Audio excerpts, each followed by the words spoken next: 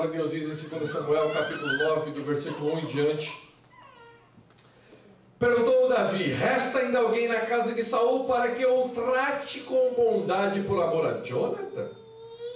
Havia um servo na casa de Saul, cujo nome era Ziba. Chamaram-no que viesse a Davi. Disse-lhe o rei: és tu Ziba? Respondeu ele: teu servo. Perguntou o rei: não há ainda alguém na casa de Saul para que eu possa mostrar a bondade de Deus?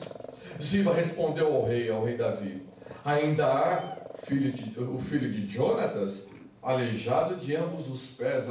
Ele não sabia o nome, mas sabia que ele era aleijado de ambos os pés. Versículo 4. Perguntou o rei: onde está? Respondeu Ziba ao rei: está na casa de Maquir, filho de Amiel, em Lodebar. Assim mandou o rei Davi trazê-lo da casa de Maquir, filho de Amiel, em Lodebar. Vindo Mefibosete, filho de Jonatas, filho de Saul, a Davi, prostrou-se com o rosto em terra e se inclinou e disse-lhe Davi: Mefibosete. Respondeu ele: teu servo.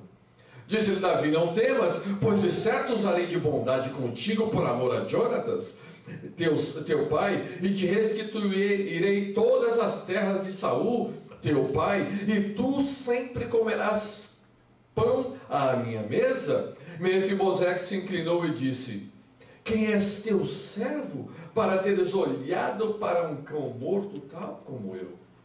Então o rei chamou Ziba, servo de Saul, e lhe disse: tudo o que pertencia a Saul e toda a casa dei ao filho de teu senhor.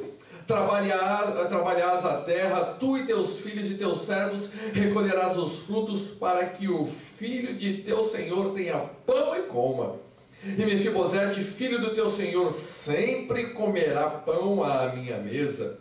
Tinha Ziba 15 filhos e 20 servos. Então disse Ziba ao rei: conforme tudo que o meu senhor, o rei, manda o teu servo, assim fará ele. Assim Mefibosete comeu à mesa de Davi com um dos filhos do rei. Tinha Mefibosete um filho pequeno, cujo nome era Mica. Todos os que moravam à casa de Ziba eram servos de Mefibosete. E Mefibosete morava em Jerusalém, porque sempre comia à mesa do rei e era coxo de ambos os pés. Pai, esta é a tua palavra. Palavra que não volta vazia. Fala conosco esta manhã. E Deus, essa semente caindo em corações, Deus, que já foi tratado e arado por tua terra, Deus. Faz então, Deus, germinar frutos dignos de arrependimento, a 30, 60 e a 100, Deus, para a tua glória. Amém. Em nome de Jesus. Em nome de Jesus. Existe um livro infantil escrito pelos irmãos Grimms, chamado O Flautista de Hamelin. Não sei se você já ouviu falar ou já leu O Flautista de Hamelin. Conta a história de uma cidade. Era uma cidade que o povo rico nessa cidade encheu de rato. Foi muito rato naquela cidade. E as pessoas estavam preocupadas, porque rato, a gente sabe lá, principalmente quem mora em São Paulo, depois de todas essas enchentes, os ratos estão levando muita doença. Então as pessoas estavam preocupadas com tanto rato e procuraram eliminar os ratos e não sabiam o que fazer. E apareceu uma pessoa tocando uma flauta doce, uma música suave, uma música tão jóia. E essa pessoa chegou então para os anciões da cidade e disse: olha, eu posso eliminar toda essa praga de rato aqui, mas vocês precisam me pagar por isso, eu não vou fazer isso de graça.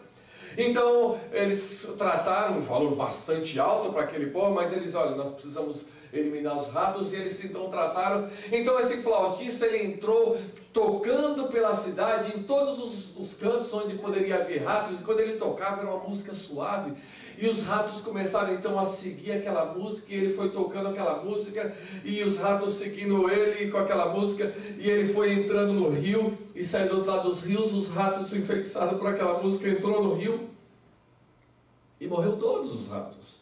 E ele então agora volta lá agora para os anciões da cidade para que possa cobrar a dívida. E os anciões falam: você não assinou nada, nós não temos nada assinado, nós não vamos pagar nada, já não temos mais ratos. Ele disse: olha, mas o que nós tratamos precisa ser acertado. Se você não fizer isso, eu vou tocar essa música e vocês vão se arrepender. Eu vou tocar uma outra música. E ele disse: não faz o que você quer fazer, nós não temos mais rato, nós não temos mais nada contigo. E a história então conta que ele saiu tocando uma outra música, ainda mais suave a música que ele tocava. E quando ele tocava, ele passava na cidade, e todas as crianças daquelas famílias começaram a sair e a seguir a música. E ele foi embora tocando aquela música suave e levou cativa todas as crianças daquela cidade. Mas por que você está dizendo isso, pastor? Porque eu vejo nos dias de hoje uma música suave sendo tocada dentro das igrejas, fora das igrejas. Essa música que tem tocado, entrado nas famílias e levado cativo a muita gente. Levado cativo os filhos, levado cativo maridos, levado cativo esposas, pessoas que têm ouvido uma canção e sido enfeitiçadas. É por isso que Paulo escreveu aos Gálatas dizendo: ó insensato Gálatas, como é que foi que você ouviu essa canção? Paulo dizia: quem foi que vos enfeitiçou? Para que tão cedo que começaram no espírito, agora já estão enfeitiçados, voltando para a carne. Ó insensato Gálatas. E nós estamos aqui agora vendo a história de uma pessoa que nasceu para ser uma bênção. A Bíblia chama ele de Mefibosete, mas ele não nasceu como Mefibosete. Ele era parte de uma família de reis. Ele era uma parte de uma família bem estruturada. O avô dele, na verdade, era aquele... Já viu, conhece aquela expressão? Parece que nasceu com o rei na barriga, né? Na verdade, a única pessoa que nasceu para ter um rei na barriga se chamou Maria, mãe de Jesus. O resto tem que ter o rei no coração.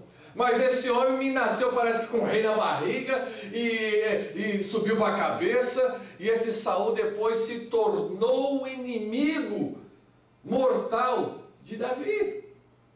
Mas graças a Deus, filho de peixe não é peixinho, porque filho de peixe pode ser peixinho, mas filho de crente não pode ser crentinho.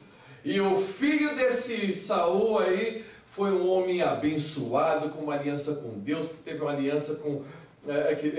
aliança com Davi, era o melhor amigo de Davi. Teve um filho chamado Mefibosete, mas o nome desse menino não era Mefibosete, o nome dele era Meribe Baal, que significa caçador de Baal.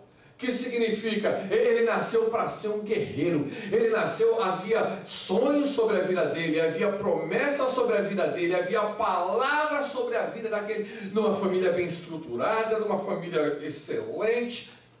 Mas uma música começou a ser tocada. De repente, numa guerra bastante sangrenta, morreu no mesmo dia o pai e o avô. E de repente a notícia vem entrando dentro da casa dele, e a notícia vem: olha, o rei morreu, o príncipe morreu, e só sobrou você. E a pessoa que foi mandada para tomar conta dele, a Bíblia conta que saiu correndo e derrubou aquele menino, e o menino então, por causa dessa queda, ficou aleijado de ambos os pés. Eu li isso e falei: meu Deus do céu, parece que a história se repete dia após dia. A pessoa que era responsável para cuidar, para abençoar, a pessoa que disse: olha, eu vou cuidar de você, eu vou abençoar você, eu vou proteger você, a pessoa que havia sido preparada para fazer isso foi a que mais machucou. É por isso que a palavra de Deus declara, Jesus dizendo, o profeta dizendo: olha, o meu melhor amigo foi aquele que me traiu. Você já percebeu que as pessoas que mais machucam são as que estão mais próximas da gente? Você já percebeu que você não se machucava tanto antes de entrar na igreja? Você já percebeu que você não sofria tanto antes de casar? Você já percebeu que você não sofria tanto antes de começar a fazer um amigo, uma amiga? Quando a amizade começa a ficar mais forte, parece que o seu sofrimento começa a aumentar? Por que essas coisas acontecem? Relacionamento é isso. É por isso que a palavra de Deus, ele já manifesta logo: olha, você é preciso, amados, amemos-nos uns aos outros, porque como o pastor falava essa manhã, olha, o amor cobre a multidão de pecados.